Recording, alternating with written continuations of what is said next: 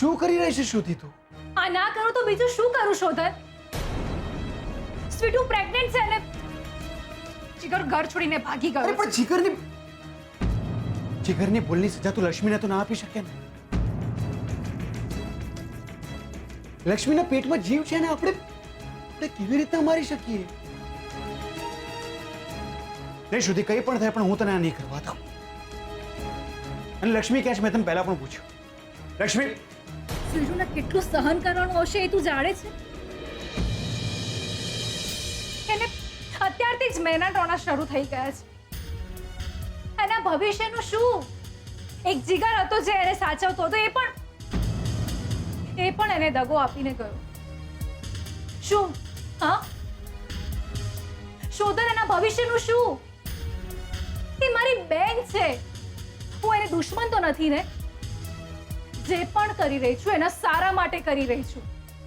ખોટું કરી રહી છે તું શ્રુતિ, બિલકુલ ખોટું કરી રહી છે. જીગરને જે કરવું એ કરે, જ્યાં ભાગી જવું ત્યાં ભાગી છે.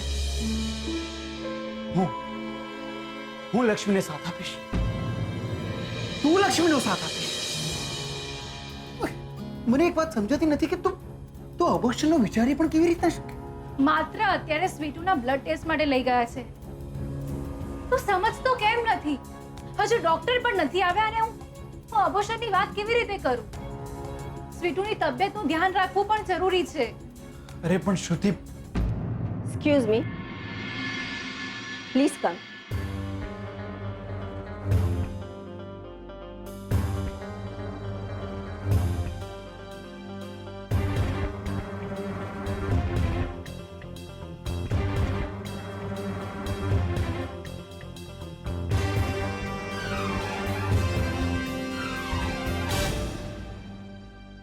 શ્રુતિબેન, હા તમારી બેનનો બ્લડ રિપોર્ટ. કેમ છે? She is normal. કેમ? કંઈ થયું છે ને? Anything serious? હા, એ પ્રેગ્નન્ટ. શું? ના, એ પ્રેગ્નન્ટ નથી.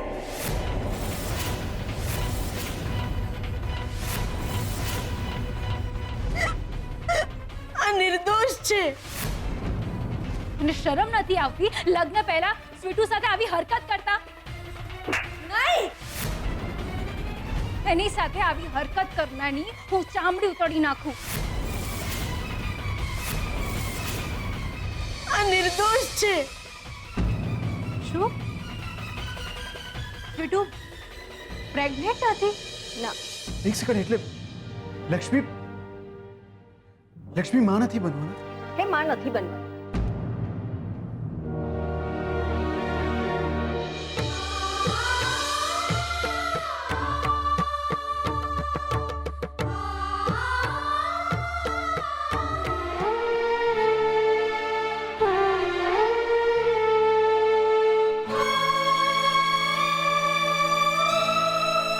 એકચ્યુઅલી હું અને શ્રુતિ હનીમૂનની વાત કરી રહ્યા હતા. તમારો શું પ્લાન છે હનીમૂનનો? શ્રુતિ, તને ખબર નથી, અલ્કો બહુ ચાલાક છે, બહુ જબરા છે. કોઈને છે ને પોતાના પ્લાનિંગને આટલી ભનક પણ ના આવવા દે. આપણે લોકો અહીંયા હનીમૂનનું પ્લાનિંગ કરતા રહી છીએ અને આ લોકો હનીમૂન પતાવી નાખી આવ્યા છે.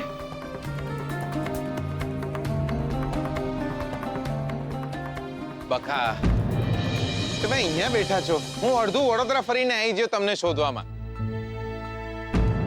ચાલો ચાલો બકા, ચાલો ઘરે ચાલો. ના, બધાને ખબર પડી જઈ છે કે પેલો રિપોર્ટ બી ખોટો હતો અને તમે માં બનવાના છો એ વાત બી. ચાલો ચાલો બકા. બકા, દાદાજી, શોધન, શ્રુતિ ભાભી બધા માફી માંગે છે.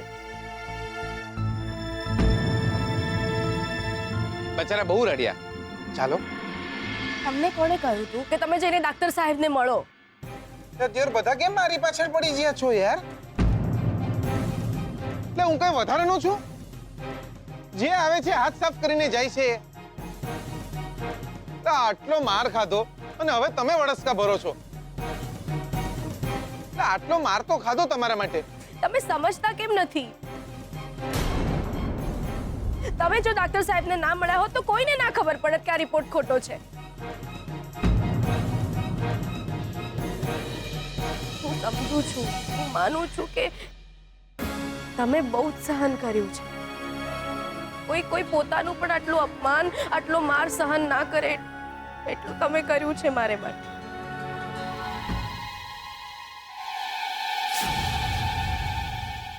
આ બધું જ તારા લીધે થયું છે. મેં શું કર્યું? કંઈ નથી થવાનું તારાથી. કઈ નથી થવાનું એટલે શું? નબળા પતિ બૈરી પર સૂરો. એ મોઢું સંભાળીને વાત કર તું ચાંપલી. અરે શું સંભાળીને વાત કરું? 250 કરોડની મિલકતનો સવાલ છે. એક નાનું આમ તો કાવતરું નહીં થતું તારાથી. પેલા જીગલાએ ડોક્ટરનું ગળું પકડ્યું અને એમાં ડોક્ટરે બધું જ માફી માર્યું. પોલીસને જો ખબર પડશે ને તો હું કહી દઈશ આ રહ્યો મારો વર. પકડી જાવ એને. સારિકા તું મોઢું સંભાળીને વાત કરજો. જો મને ગુસ્સો આવશે ને તો શું કરીશ તું? શું કરીશ તું? આજ સુધી તું મને એક છોકરી નથી આપી શક્યો. સારિકા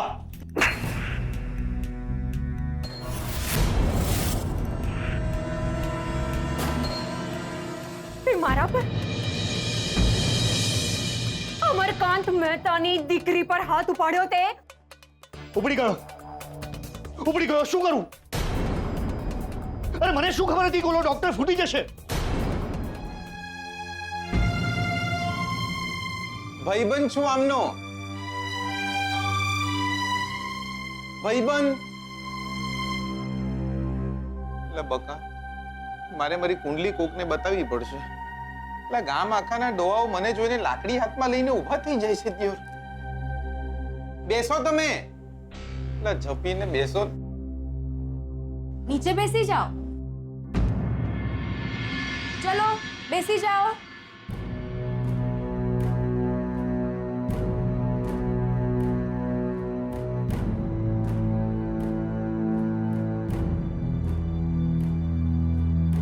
તમારા માટે જમવાનું લાવી છું બાપુ.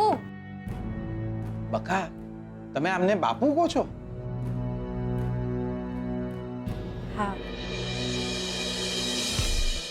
લાયા બાકી જોરદાર. એક વાત કહું, આ તમારા બાપુને સર્વિસિંગમાં આલવા પડે એવા છે. એટલે અરે બકા આપણે ગાડી સ્કૂટરને સર્વિસિંગમાં ના આપીએ એટલે ગાડી ધોવાઈ જાય, એકદમ બોઇલિંગ થઈને મસ્ત થઈ જાય. એમ જ આમને એક દાડો સર્વિસિંગની જરૂર છે. આમને એક દાડો ગેરેજમાં લઈ જઈશું.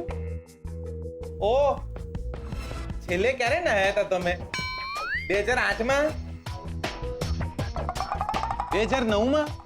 બસ એક ઘરડા માણસને આટલી મશ્કરી ના કરો. બાપુ જમવાનું અહીંયા મૂક્યું છે. ભૂખ લાગે ત્યારે જમી લેજો. આજે થોડું વધારે જ લઈ આવી છું કારણ કે કાલે હું નથી આવવાની.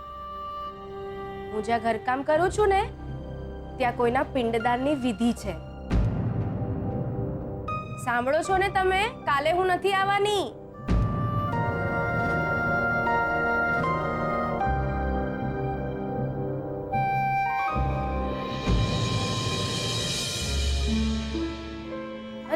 આ ફરી મળશે.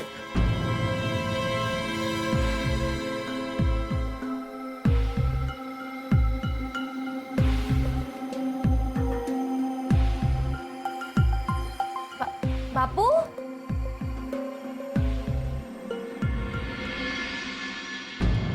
ક્યાં ગયા હશે? એમની મારામારીનો ટાઈમ થઈ ગયો છે. એટલે બકા મને લાગે છે જ્યાર સુધી એકાદનું મોઢું ના ફોડી દે ને ત્યાર સુધી એમને જમવાનું પચતું જ નહીં હોય. બસ હવે